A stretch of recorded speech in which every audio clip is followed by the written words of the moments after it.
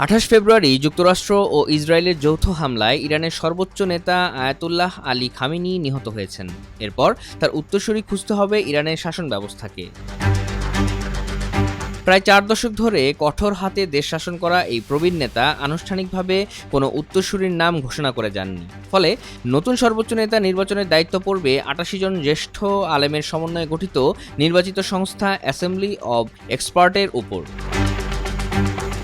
১৯৭৯ সালে ইসলামী প্রজাতন্ত্র প্রতিষ্ঠার পর থেকে এই ধর্মীয় পরিষদ মাত্র একবারই এ দায়িত্ব পালন করেছে। ৩ দশকের বেশি সময় আগে আয়াতুল্লাহ রুহুল্লাহ খোমেনির মৃত্যুর পর তড়িঘড়ি করে আলী খামেনিকে সর্বোচ্চ নেতা হিসেবে নির্বাচিত করা হয়েছিল।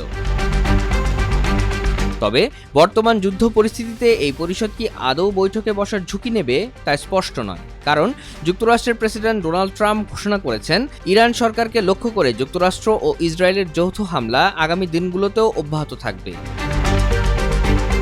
সংবিধানে নির্ধারিত যোগ্যতার ভিত্তিতে বিশেষজ্ঞ আলেমদের কাউন্সিলকে নতুন সর্বোচ্চ নেতা নির্বাচন করতে হবে। নতুন নেতাকে অবশ্যই পুরুষ হতে হবে, ধর্মীয় আলেম হতে হবে এবং তার মধ্যে রাজনৈতিক দক্ষতা, নৈতিক কর্তৃত্ব ও ইসলামী প্রজাতন্ত্রের প্রতি অটল আনুগত্য থাকতে হবে। পরিষদ চাইলে বিধিবিধানের ব্যাখ্যা এমনভাবে দিতে পারে যাতে বৃহত্তর সামাজিক স্বাধীনতা ও বিশ্বের সঙ্গে সম্পৃক্ততার পক্ষে থাকা সংস্কারপন্থী আলেমরা এই প্রক্রিয়া থেকে বাদ পড়েন। বিশেষজ্ঞ ও বিশ্লেষকদের মতামতের ভিত্তিতে সম্ভাব্য কয়েকজন প্রার্থীর বিষয়ে প্রতিবেদন প্রকাশ করেছে সিএনএন। খামেনির দ্বিতীয় ছেলে মোস্তফা খামেনি পর্দার আড়ালে উল্লেখযোগ্য প্রভাব বিস্তার করেন বলে মনে করা হয়। দেশের সবচেয়ে শক্তিশালী সামরিক বাহিনী আইআরজিসি এবং স্বেচ্ছাসেবক আধা সামরিক বাহিনী বাজিসের সঙ্গে তার ঘনিষ্ঠ সম্পর্ক রয়েছে বলে ধারণা করা হয়। তবে বাবা থেকে ছেলের কাছে নেতৃত্ব হস্তান্তর শিয়া মুসলিম ধর্মীয় প্রতিষ্ঠানে ভালো চোখে দেখা হয় না, বিশেষ করে এমন এক বিপ্লবোত্তর ইরানে। এই দেশে একসময় ব্যাপকভাবে সমালোচিত রাজতন্ত্র উৎখাত করে এই ধর্মীয় শাসন ব্যবস্থা প্রতিষ্ঠিত হয়েছিল। আরেকটি বড় বাধা হলো মোস্তফা উচ্চপদস্থ আলেম নন এবং সরকারে তার কোনো আনুষ্ঠানিক পদও নেই। ২০১৯ সালে তার উপর নিষেধাজ্ঞা আরোপ করে যুক্তরাষ্ট্র। তুলনামূলকভাবে কম পরিচিত হলেও আলী রেজা আরফি একজন প্রতিষ্ঠিত আলেম। সরকারি বিভিন্ন প্রতিষ্ঠানে কাজের অভিজ্ঞতা রয়েছে তার। সর্বোচ্চ নেতা আলী খামেনির ঘনিষ্ঠ বলেও পরিচিত তিনি।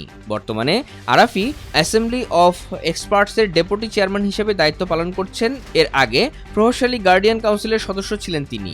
নির্বাচনে প্রার্থী বাছাই এবং পার্লামেন্টে পাশ হওয়া আইন যাচাই বাছাই করে এ সংস্থা। পাশাপাশি ইরানের কওমি ভিত্তিক ধর্মীয় শিক্ষা ব্যবস্থার প্রধান ছিলেন আলী রেজা আরাফি।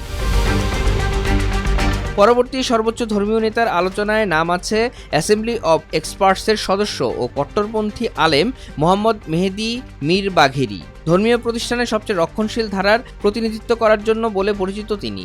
অ্যাক্টিভিস্ট ভিত্তিক সংবাদ মাধ্যম ইরান ওয়ারের তথ্য অনুযায়ী মীর বাঘেরি পশ্চিমা বিশ্বের ঘোর বিরোধী। বিশ্বাসী ও অবিশ্বাসীদের মধ্যে অবিসম্ভাবী সংঘাতের রীতিতে বিশ্বাসী তিনি। বর্তমানে উত্তরাঞ্চলের শহর কুমে অবস্থিত ইসলামিক সায়েন্স একাডেমির প্রধান হিসেবে দায়িত্ব পালন করছেন মীর বাঘেরি।